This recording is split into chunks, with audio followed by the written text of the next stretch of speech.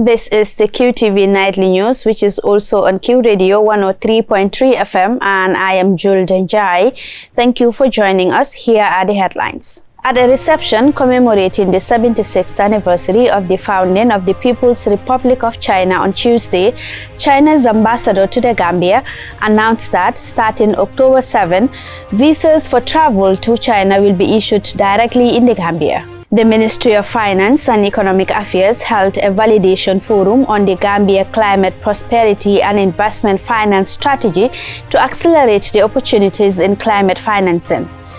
The Ministry of Health's National Cancer Control Program with WHO and civil society groups held a press briefing on Wednesday to mark Breast Cancer Awareness Month this October. Now, ahead of the Integrated Tax Administration System rollout, the Gambia Revenue Authority, GRA, held a sensitization meeting on Wednesday for construction contractors and consultants as part of its ongoing taxpayer education initiative. And in international news, the African Growth and Opportunity Act officially expired on Tuesday after 25 years, raising concerns about the future of trade between the US and African nations. These and other stories coming ahead. Do stay tuned.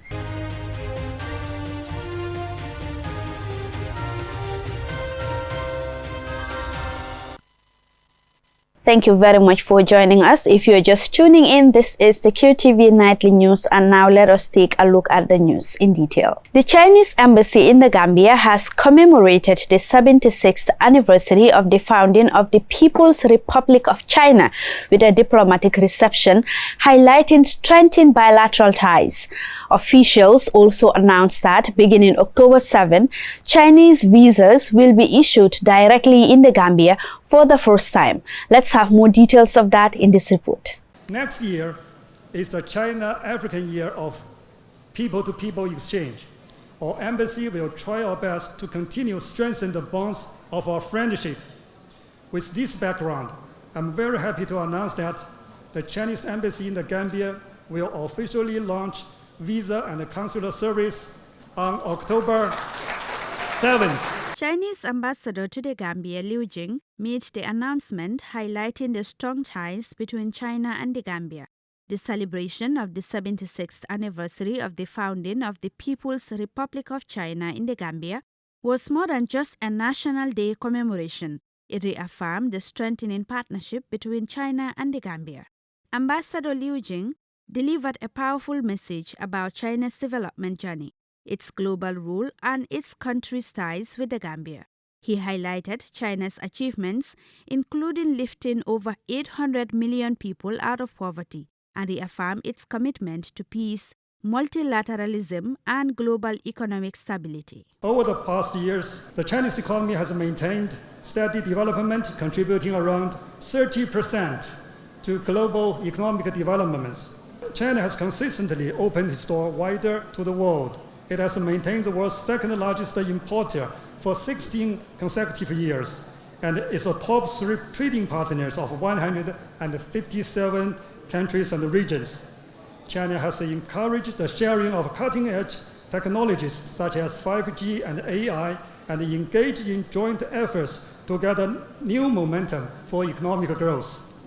China has been committed to green development and contributed half of the world's new installed capacity of renewable energy and a quarter of a new green area. Looking to 2026, the 10th anniversary of resumed diplomatic relations, Ambassador Liu Jing expressed confidence in the continued growth of China-Gambia ties.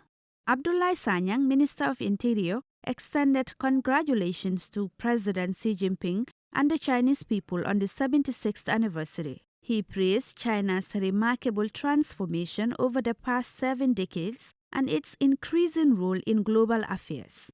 Minister Sanyang highlighted the Gambia's strengthened partnership with China, especially through the Forum on China-Africa Cooperation, noting progress in trade, infrastructure, education, and healthcare. He also announced a 3-year bilateral cooperation plan 2025-2027 featuring 10 priority projects to boost development in the Gambia. The project includes the establishment of a Luan workshop at the University of Applied Science and Technology, USET, proposed by the Ministry of Higher Education, the 200 million yuan grant to the Ministry of Agriculture and the Ministry of Petroleum, Energy and Mines, as well the implementation of 2 protocols on trade between the Ministry of Trade and the General Administration of Customs of the People's Republic of China for the exportation of peanut and as well as cashew from the Gambia to China. The Interior Minister acknowledged China's support in education, healthcare and food aid, reaffirmed the Gambia's support for the One China policy and praised China's global leadership in development. Alassane Cham, the first Gambian officially issued a visa at the Chinese embassy in Banjul, described his 3-week stay in China as a life-changing experience and expressed his gratitude for the opportunity. The event concluded with vibrant cultural performances by the Gambia Kung Fu Wushu Federation,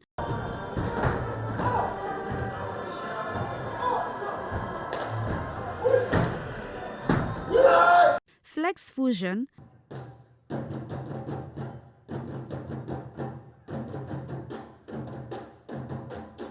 Kamal Entertainment and the King of Kora, Jaliba Kuyate.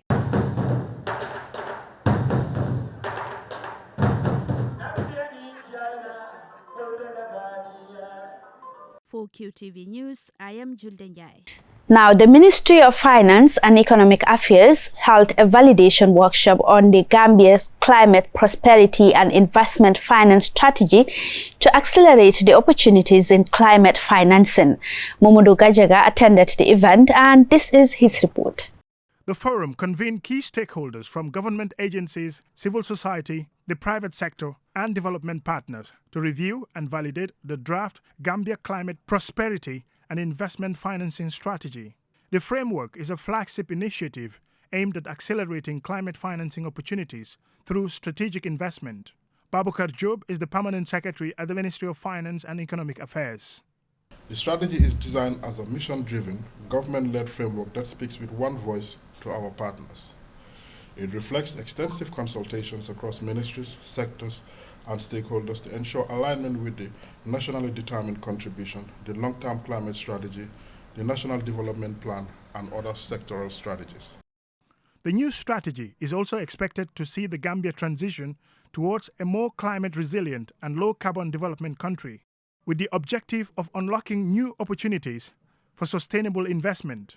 Babukar Zaidi Jallo, Deputy Permanent Secretary at the Ministry of Environment, Climate Change and Natural Resources, says this strategy represents a fundamental shift in national approach.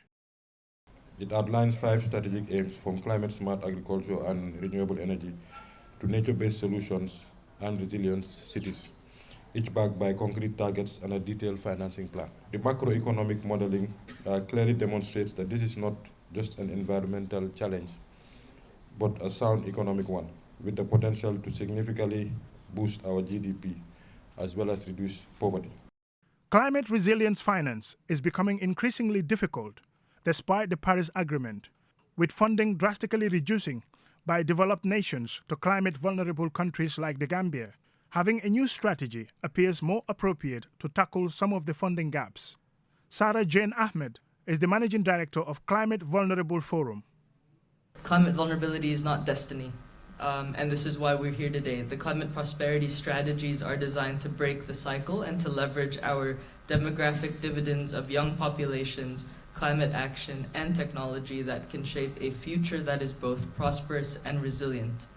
The Gambia's new climate prosperity and investment financing strategy positions the country for a climate-resilient, low-carbon future, unlocking sustainable investment opportunities and addressing critical funding gaps amid declining international support for climate-vulnerable nations. Momodu Gajaga, QTV News. The Ministry of Health's National Cancer Control Program, in partnership with World Health Organization and civil society groups, held a joint press briefing on Wednesday to mark activities commemorating World Breast Cancer Awareness Month this October. Aissatou Bari attended the briefing, and this is her report. The briefing forms part of efforts to commemorate World Breast Cancer Awareness Month. an international observance dedicated to raising awareness on breast cancer prevention, early detection, treatment, and patient support. It also serves as a platform to engage the media as vital partners in promoting regular screening, healthy lifestyles, and timely medical care. World Breast Cancer Awareness Month underscores the global call to action against breast cancer, reminding governments, health institutions, and communities of their shared responsibility to reduce the burden of the disease. Lamin Jaite, a surgical oncologist at the Edward Francis Small Teaching Hospital, emphasizes on the importance of creating awareness on breast cancer and early detection. The best way we can fight breast cancer in the Gambia is to help create awareness. Because with awareness, we're able to detect it on time. And with early detection, the chances of survival are very, very high. And the outcomes are almost equal to people who've never had breast cancer. So in this month, it's not just about commemorating, it's reminding people about breast cancer. It's educating the population, the young mothers, the grandmothers, the sisters, the wives. Why is it important to know about breast cancer? What can they do at home to be able to detect breast cancer if it starts appearing? Nathan Bakeita is the country representative of World Health Organization to the Gambia. The campaign promotes early detection, public education, and unites efforts worldwide to reduce the impact of this disease. Breast cancer, as we know, is the most common cancer globally and a leading cause of cancer-related deaths among women, I think. But unfortunately, in our region, many cases are diagnosed at late stages when treatment becomes more difficult, and therefore we have lower survival rates, something we can change if we respond to the screening programs that have been mentioned. Fatoumata Koma, Partnership Coordinator at the Ministry of Health, highlights the prevalence of breast cancer in the Gambia. In the Gambia, however, breast cancer is the second most prevalent cancer among women. Its incidence is increasing, especially in younger women under 50 years, with up to 71% of cases diagnosed in this age group. In 2022, its incidence rate was 15%, with a mortality rate exceeding 50% amongst diagnosed patients. Notwithstanding, breast cancer is curable when caught early. The earlier the stage of breast cancer, the better the chance of survival. The very best breast cancers have a 97 to 100% chance of cure, making early detection key in its treatment. Early detection through regular screening and timely intervention significantly improves treatment outcomes. The briefing reinforced World Breast Cancer Awareness Month's global call to action, emphasizing the shared responsibility of governments, health institutions, and communities to promote awareness, early detection, healthy lifestyle, and timely care, ultimately reducing the burden of cancer nationwide. Aissatou Bari, QTV News. That report there by Aissatou Bari will take us to a commercial break. When we return, we have national and international news stories for you. Do stay tuned.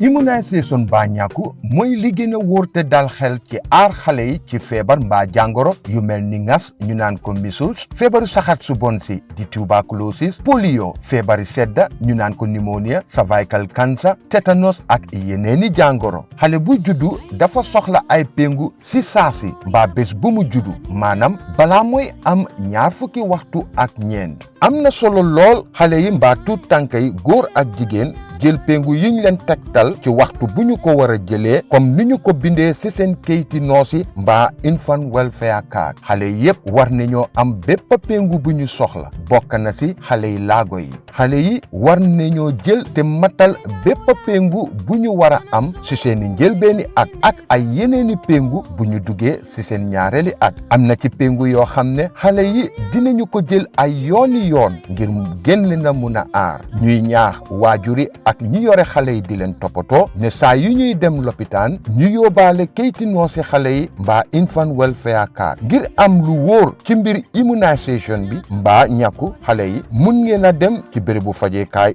bi leen gën a jege xibaar bii ñi leen ko indil mooy waa Ministry of Health ànd ak UNICEF Gavi WHO ak seen yeneeni naataango.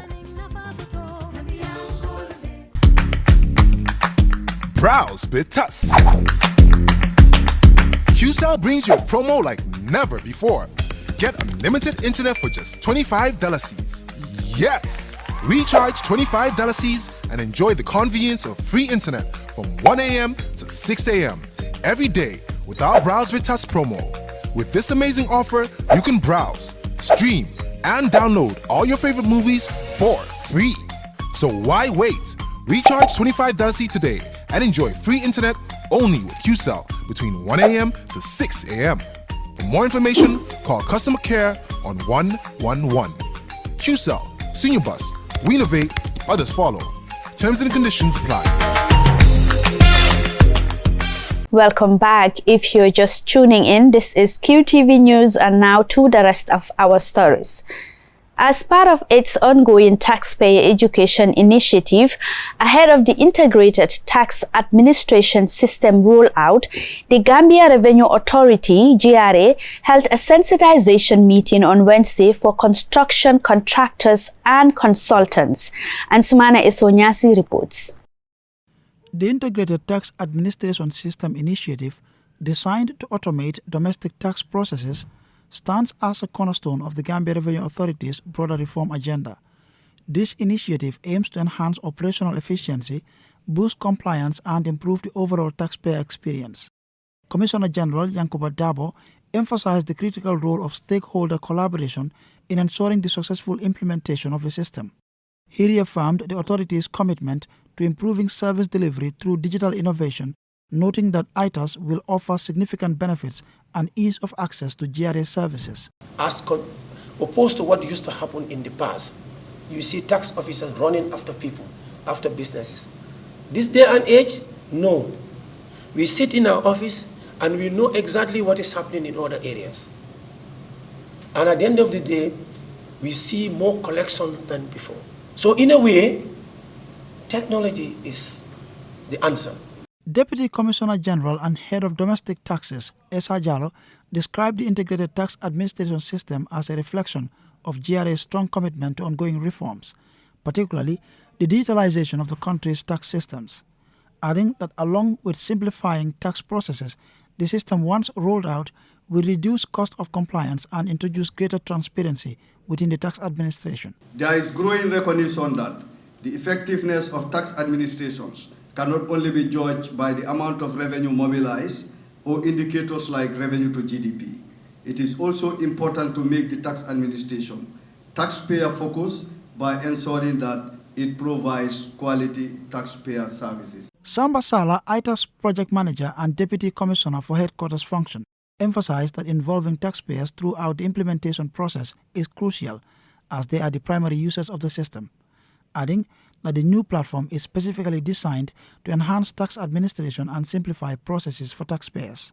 We want to involve all our stakeholders from the start so that then, by the time we finish we complete the system, we will all be on the same page. We are starting the process of developing the system, so that's why from the start we want to involve all the stakeholders.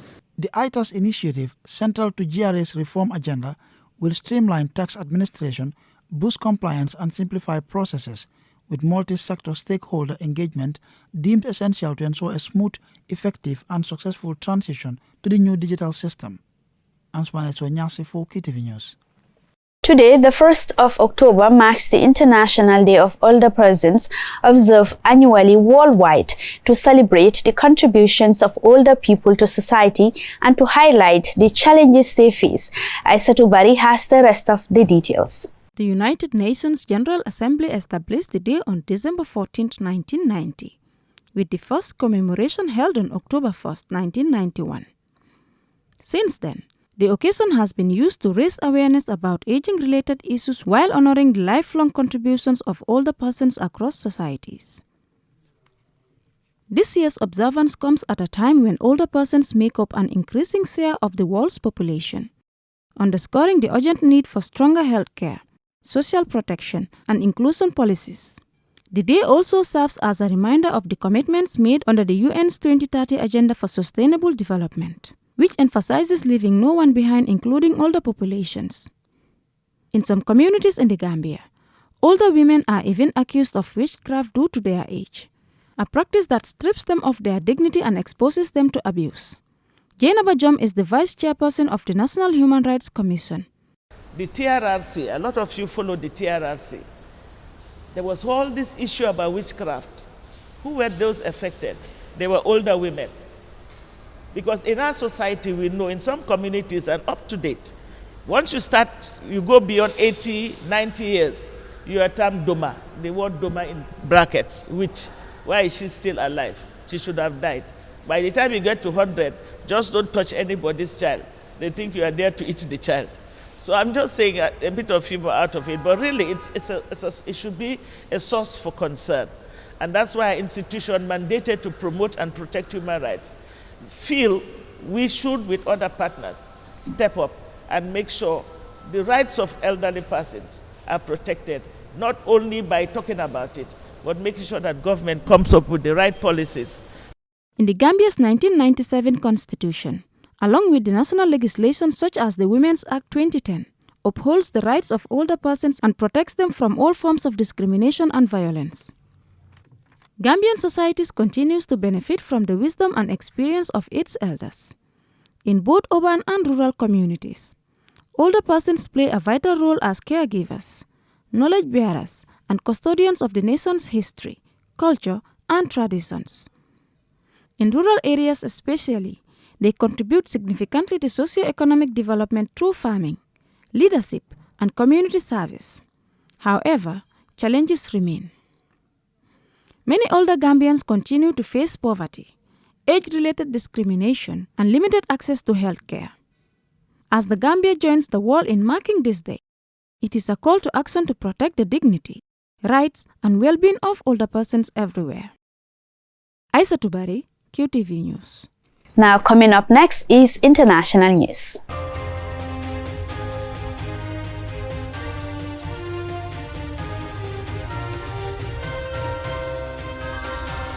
On Tuesday, the African Growth and Opportunity Act officially expired after 25 years, raising concerns about the future of trade between the U.S. and the African nations. Mam Nabuka tells us more. Officially launched in 2000 under the administration of U.S. President Bill Clinton, the African Growth and Opportunity Act AGOA was designed to strengthen ties between Africa and the world's largest economy, essentially providing over 30 sub-Saharan African countries with tariff-free access to the U.S. market, in efforts to enhance economic development in the region by expanding opportunities for African exports.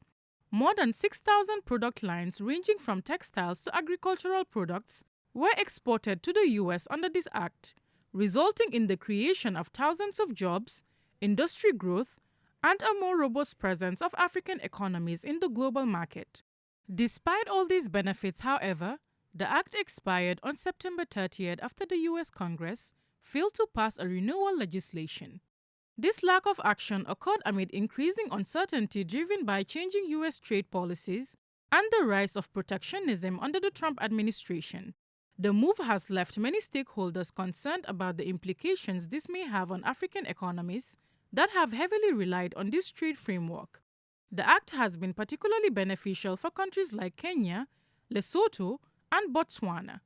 In 2024, Kenya's apparel industry exported clothing worth $470 million to the U.S., generating over 66,000 direct jobs, with approximately 75% of those positions held by women.